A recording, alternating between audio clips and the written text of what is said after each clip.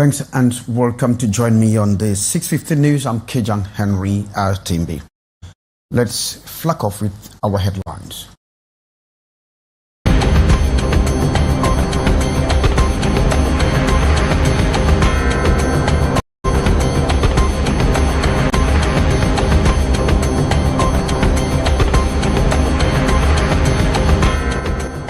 Activities resumed today in the southwest region of Cameroon after yesterday's total lockdown, with residents going about their daily businesses. However, the main worry remains the abduction of the divisional officer and the council worker of Idabatu, as no one knows their whereabouts. And the gendarmerie in Kribi has conducted a significant night operation resulting in multiple arrests and seizure of illegal goods around the Kribi seaport. Samuel Etofis and Narcis Mwelekombi have agreed on a single list of technical staff to manage the Indomitable Lions team after months of disagreement. Forbes stories.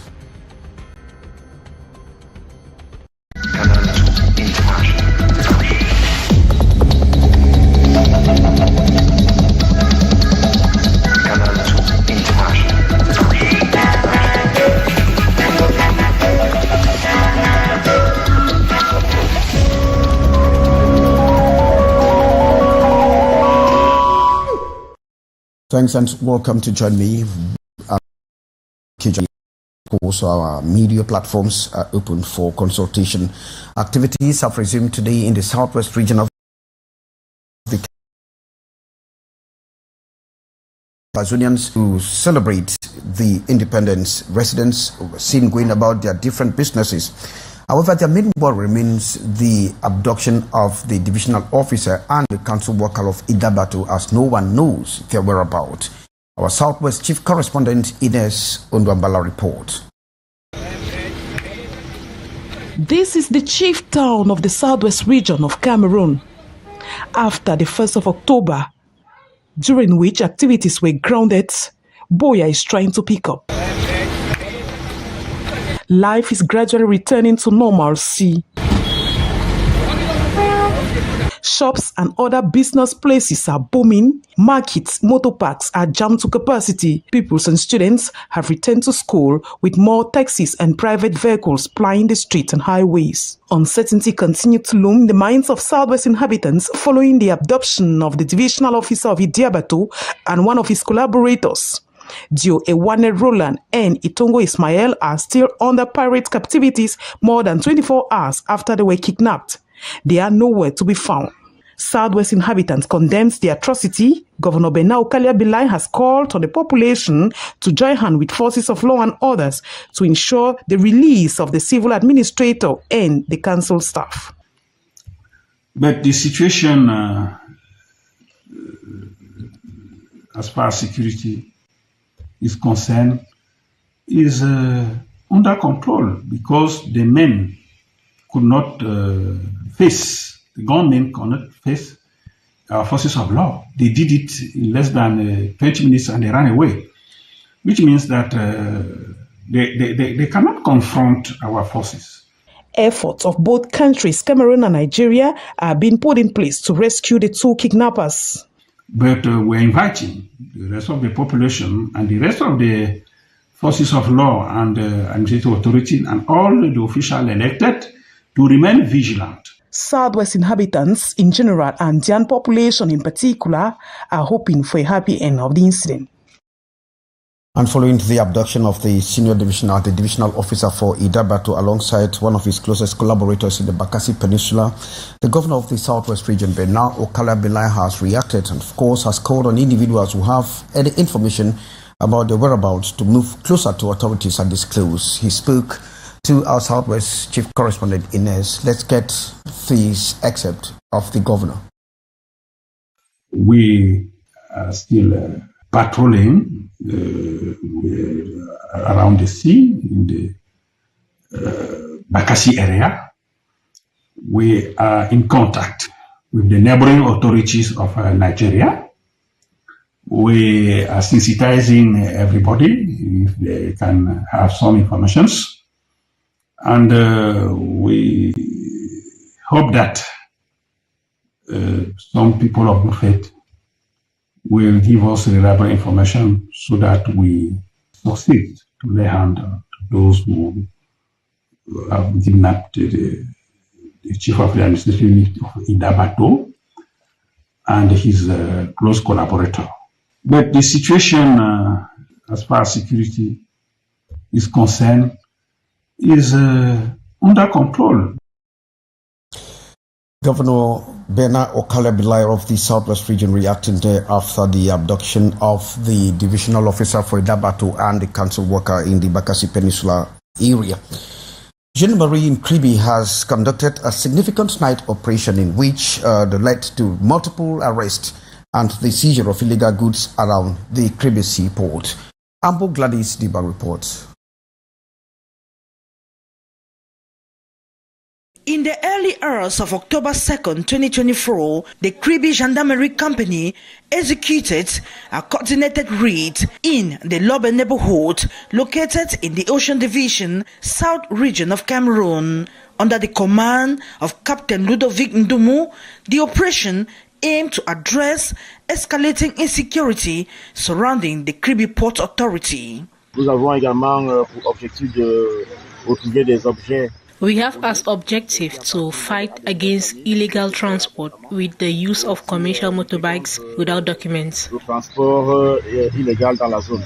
Authorities targeted several homes, conducting searches in line with legal protocols. During the operation, officers apprehended multiple suspects and confiscated a variety of suspicious items, including a homemade firearm and accompanying ammunition. Additionally, many individuals without proper identification were detained and over 30 undocumented motorcycles were seized. We have been out since 3 a.m. for the raid. This was an operation aimed at fighting against insecurity at the port's vicinity, where unorthodox practices are easily recorded, such as illegal fishing, narcotics trafficking, and other unlawful activities. Our targets were the neighborhood situated close to the Lobe Bridge. It is a vast and cosmopolitan quarter. We have already arrested many of them, but others are still offshore. The Lobe neighborhood, known for its diverse population, has been increasingly affected by illegal activities, prompting the gendarmerie's intensified focus on the area. The operation saw active participation from members of the Squadron 73, bolstered by support from Squadron 74. This operation marks a critical step in ensuring safety and security in one of Cameroon's key port areas. And the trade union representing teachers in Cameroon has condemned the ongoing decline in the status of teachers, citing economic and social challenges faced by these and, of course, exacerbated by the non-application of government failures. Maureen takes a look on the situation of the teachers. Le statut réel, c'est ce que tout le monde connaît, c'est-à-dire qu'un enseignant qui trime, n'est-ce pas, entre les conditions de vie exécrables, les conditions de travail difficiles. The trade union of Cameroonian teachers has voiced their serious concerns over the deteriorating conditions faced by educators in the country. Leaders within the union highlight that for years, teachers have experienced significant economic, social and symbolic decline, a situation they attribute to the non-implementation of a 2020 decree designed to enhance their status. À la suite, n'est-ce pas, de nombreuses revendications. Nous, les enseignants, nous nous sommes dit, il fallait. We have had consultative talks on the status of teachers, but this has dragged over the years. Some teachers have come and gone, but others have remained defiant, and it was high time that the head of state listen by reviewing the status of teachers. What has been signed, but its implementation remains a big problem. We're talking of degree signed in 2020. A donné un visage humain à l'école, c'est-à-dire. The union has pointed out a glaring injustice. Many teachers serve for 20 years, yet fail to receive benefits or allowances that are granted to those promoted to positions such as vice principals, discipline masters, and others. This disparity must be addressed. Union representatives argue, emphasizing that not all teachers can assume these roles, yet their long service should merit recognition and respect. We have problems of advancement not still being followed up. Last month, many people had advancements automatically grilled in their salaries, but I'm still waiting. And to be candid, it is an eternal problem. It's true the government is doing its best to solve it. Moreover, Cameroon has been identified as one of the countries with the lowest teacher salaries globally, adding to the urgency of the situation. As World Teachers Day approaches on October 5, the union has called on the government to urgently review and rectify the conditions affecting educators. The union's call to action underscores the pressing need for reforms that acknowledge and reward the contributions of teachers, aiming to ensure a more equitable and supportive environment for educators across the nation.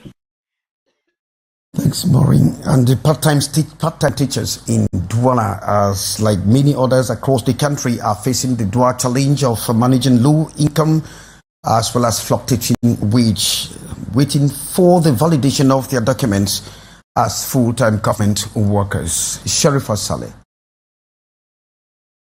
Like many part-time teachers in Douala, Crystal juggles her passion for teaching with the instability of fluctuating wages, earning between 45,000 and 60,000 francs per month. The pay is actually less compared to what we do, and also the workload. Sometimes the workload is overwhelming. So pay on an hourly basis. While her students are at the heart of her work, Crystal constantly battles the financial strain and the emotional toll of waiting papers to be validated by the Ministry of Secondary Education. She dreams of the security and benefits that come with full-time employment, which would bring much-needed stability in her life. It's a little bit challenging because it's actually taking a lot of time compared to if I was to write the exam, the government exam, to get into the professional school. So yeah, being a part-time teacher and wanting to get into the government this way is quite challenging. Despite the delays, Crystal remains hopeful. She continues to work tirelessly, trusting that one day her dedication to teaching will be rewarded with the permanent position she deserves.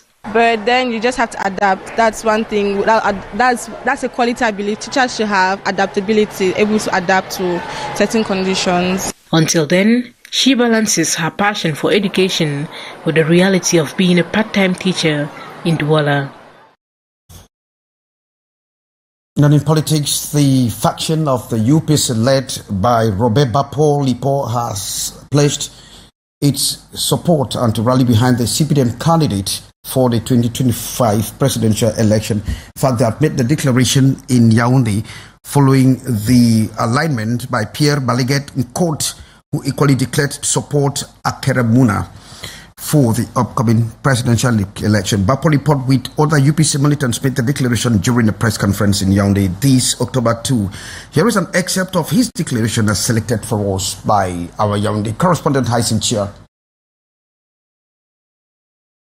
In a context where you discover there are some people talking on behalf of UPC, talking with the other political party, saying that they are giving the support of UPC to the other candidate that they can have from another political party.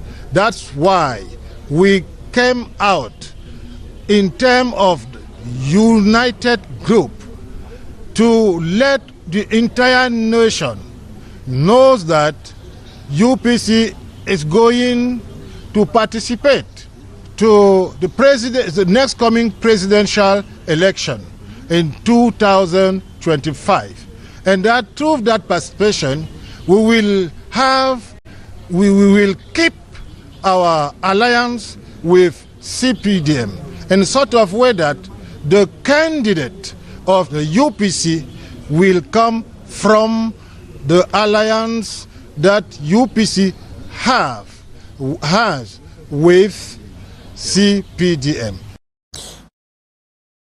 Robert Bapo Lipot, one of the leaders of the factions of the UPC, after the declaration by court to join Akeremuna. After 3 months of biological rest, the fishing season at Lake Lagdo has finally officially reopened. And in fact, this was time enough to make sure the fishing population thrive. And what a good news to the fishermen. More in the report. Since 2013, the biological rest periods at Lake Lagdo has been a vital practice for promoting fish reproduction and natural growth. From July 1 to September 30, fishing activities are halted to allow fish populations to thrive. As the season resumes in early October, local stakeholders are optimistic about the benefits this initiative brings. What we are asking from fishermen is to practice responsible fishing and use regulated equipment. This will permit them to capture just bigger fishes and leave the smaller ones, so have better production in the years to come. However, maintaining the integrity of these rest periods has not been without challenges. The Management and Surveillance Committee has been vigilant in combating illegal fishing practices. Prohibiting fishing gear and authorized products have been confiscated, and new measures are being implemented to strengthen enforcement efforts. The period of rest pushed fishermen to engage in other activities in order to survive their families. The regional delegation of fisheries and animal industries and the assistant AZ of Lagdo have formally announced the reopening of fishing activities, recognizing the hard work of the management committee by awarding them certificates of appreciation. With the resumption of fishing, markets are expected to see significant increase in fish availability, benefiting both sellers and consumers. And we now talk sports, as the Sports Minister, Professor Narcisse Mwelekombi, and the President of the Cameroon Football Federation, Samuel Eto'o, have agreed on a single list of the technical staff to manage the Indomitable Lions squad. After many months of disagreement, the shameful battle negatively projected the image of Cameroon. Hyacinthia talked to some of these actors and put together a full report.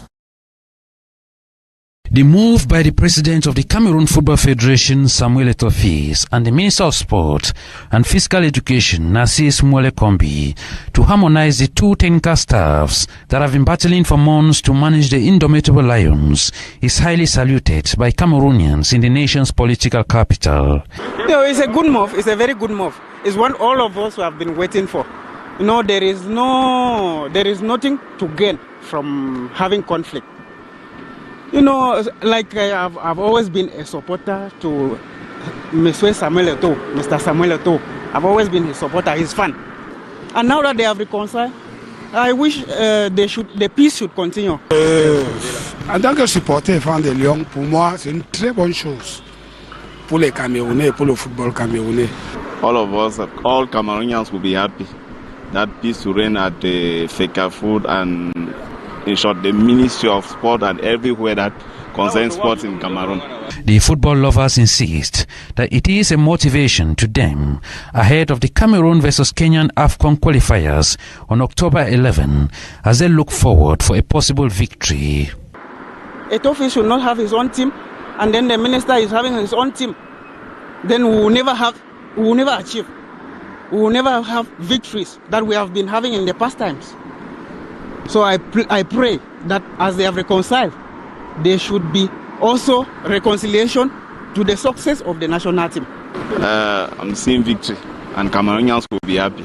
The 18-man list signed by Samuel Eto'o and Narcisse Mwelekombi has Timothée Atuba as coordinator of national selections, putting aside Benjamin Banlock and Benoit Angwa. Francois Oman Biyik given a new role as supervisor of video analyst, while Chirindo remains the lone team press officer as Jemenuel Esengi fails to make the harmonized list. Thanks very much, Hyacinth. Of course, that is good news. Drawing the curtains for this edition of the 6:15 with me, Kejang Henry Atimbe, in which you got news that activities have finally resumed in the southwest region after yesterday's total lockdown in respect of the Ambazonia Republic.